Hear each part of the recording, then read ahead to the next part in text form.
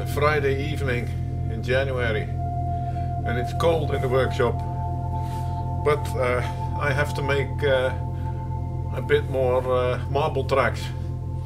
So here I have a piece of walnut which I will drill out a recess so that it can sit in my chuck like this, and then I will try to carve out a track on this side.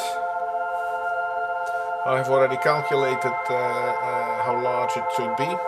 I'll make an indent with a round carbide cutter, and then I will drill out the center and cut it in pieces, because at least the first one I need will be a quarter of a circle, maybe a bit less even, and then I may also need another half, and then I have one left for whatever.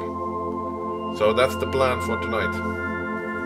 The first part of the plan has worked, so now it's a matter of getting this on the chuck like so.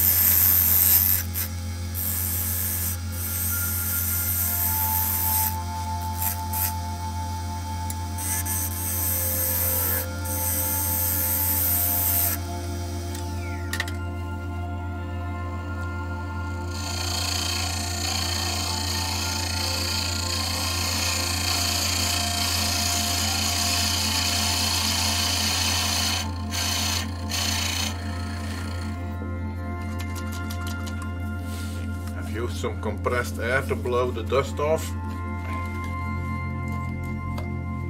And now I'll put on first coat of standing sealer.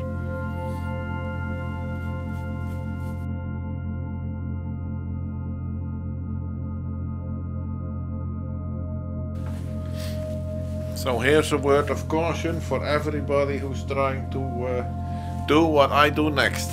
Probably it's not a good idea. At least I have taken some precautions.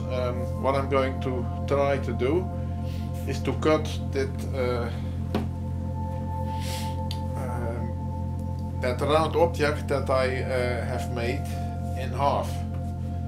And if you have ever tried to do something like that on a high-powered table saw, then you will realize how risky it can be, because chances are that the workpiece is going to pinch on the saw blade, and then very bad things can happen. Your saw blade can get damaged, your workpiece will be shattered at least, and if it goes really bad, you will be hit by the debris yourself, and that's of course a very bad thing. So I'm going to wear my face mask while making this cut. I'm not going to hold it in my hand. I have drilled out a round hole in a piece of board which I can lay against the side, and I've put in some little pieces of wood to hold it steady on all sides so that it doesn't move on me. But when I get through, you never know what happens. I've put the rest away so that this piece will never get pinched between the guide bar and the saw blade, because that's another potential cause for accidents. So the way it is now, I don't like it, but it has to be done. So here we go.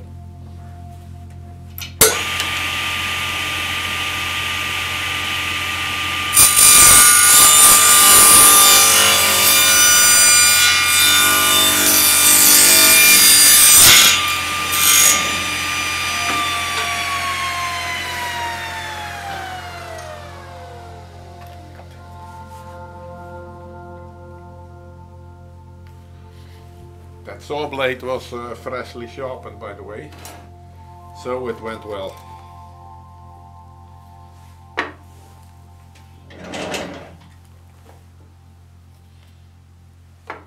But with cuts like this, especially with small workpieces, very nasty things can happen. I'm always super cautious when I make cuts like this.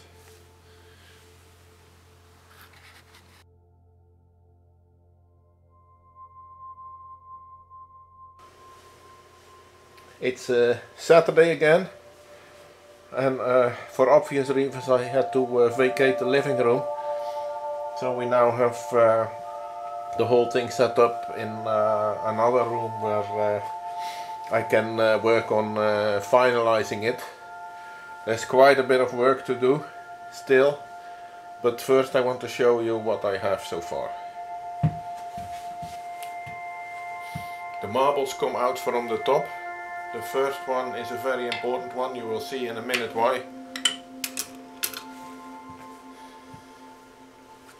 This provides counterweight for the rest of the marbles to fall in without the guide tipping over. But you have to have a balance between the height and the angle of the marble track in order to get this to work properly, like it does now. Also, the jump here is intentional, because it increases the velocity of the marble a bit when it falls down into the hour counting part.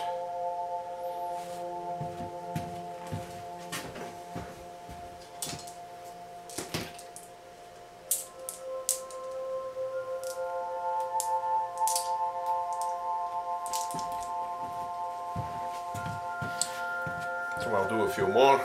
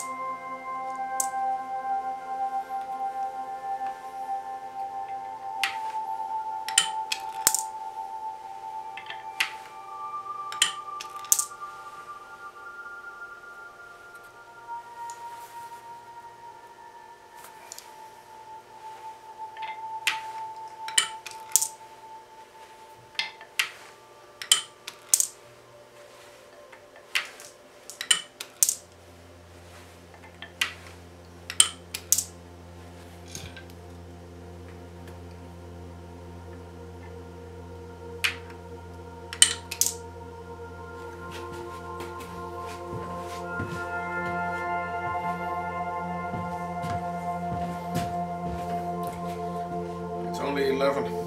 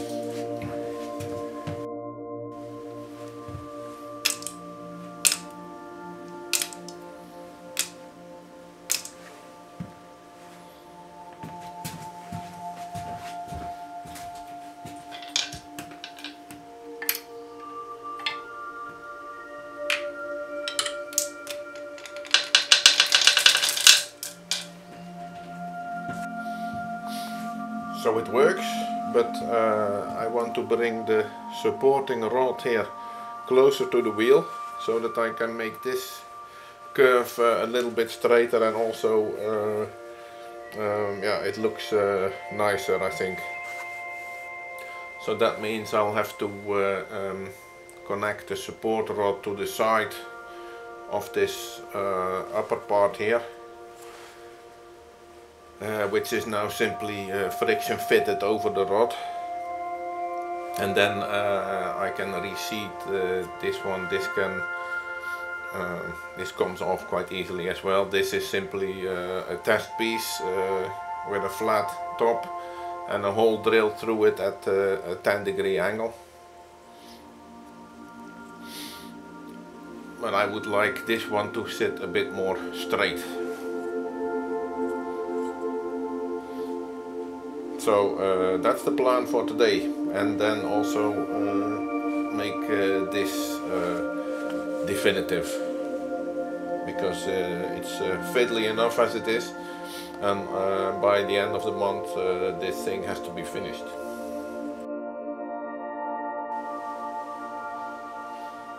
Yesterday I made some quite good progress.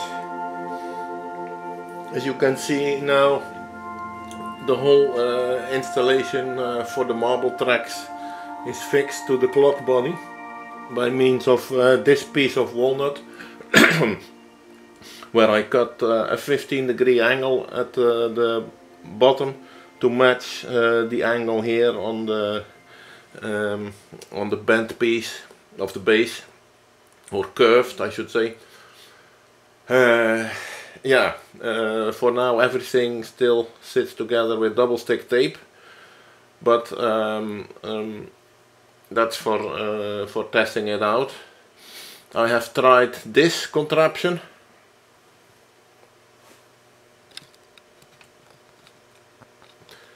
This contraption here to guide the marbles back down, like so, and that also works fine.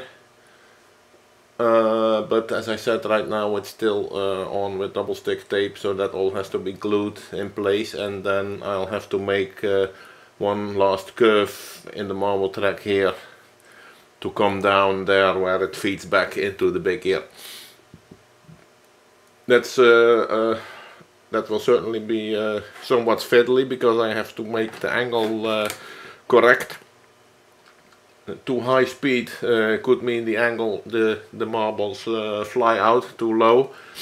They will not roll on if one marble is taken out. So that's a bit of fiddling, and I have to make the tracks for that part anyway. Another consideration is the length, because when you think about it, to have 12 marbles in a row, that means times 16 millimeter, that means I need about 20 centimeters of track to have them in, and from the center here to here I don't have that, so I need a little piece here as well. That's why the hole is in the back, and then this will be long enough to fit all the marbles when they drop down at the 12th hour. So that's the plan for today. So I've cut a track from a piece of walnut, cutting the groove with the grain on my table saw, 45 degrees, 2 angles, nothing spectacular. What I am looking for now is an angle,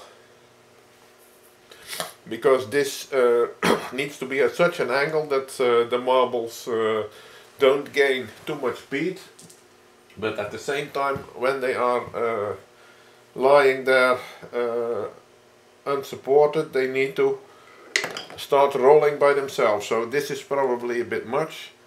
It can go a bit less. Oh, this already looks very good.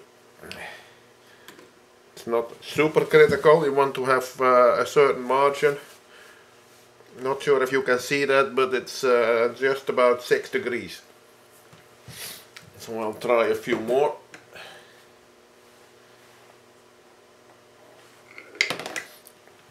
And the idea behind that is that this is where the marbles will lay before they are picked up by the big groove. By the big gear, I mean. So this section has to be sort of, let's say, self-feeding. And if I stick to a 6 degree angle, then I believe that will be possible. Now, where are we with length? Yeah, this is plenty. When I need a small section under 90 degrees, because the way I'm going to do it is that the last marble will lay here, rest against the stop, and then there will be one here sort of waiting for the hole to be picked up. So this is going to be a bit of a steeper angle down, rolling into the hole in the big gear. That hole is also angled, so it will roll in there by itself, and only when it comes at a quarter to the hour position it wants to start rolling out. So that's why I put this metal bar, metal rod bent to match the more or less the center of the hole, and that prevents the marble from rolling out on its way up. So yeah, 6 degrees, and then I'll make the angle into the hole, I'll make that 10 degrees, because this one was also when we started, I'm not sure if you remember the video, that hole was also cut at 10 degrees. So that's next, and the length of that will be just enough to fit one marble. So one lies here and then another one here, and then we should have the hole. I'll probably have to make it a bit oversized and then sand it to size when we get to that point. And with 6 degrees it's not looking very good here, so I'll probably have to cut this and make another supporting bracket a little bit lower. But we'll see that when we get there. Next step is I'll make this with its 90-degree end point, and then we'll go from there.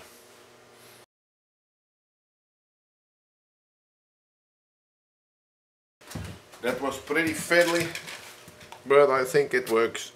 We have here, yeah, 5.95, so 6 degrees.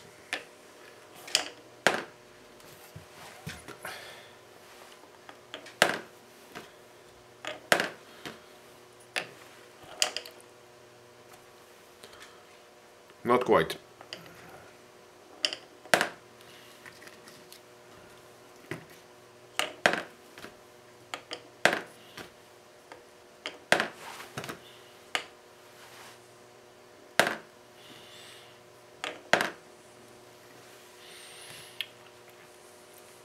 Looks like it needs a bit more fiddling still.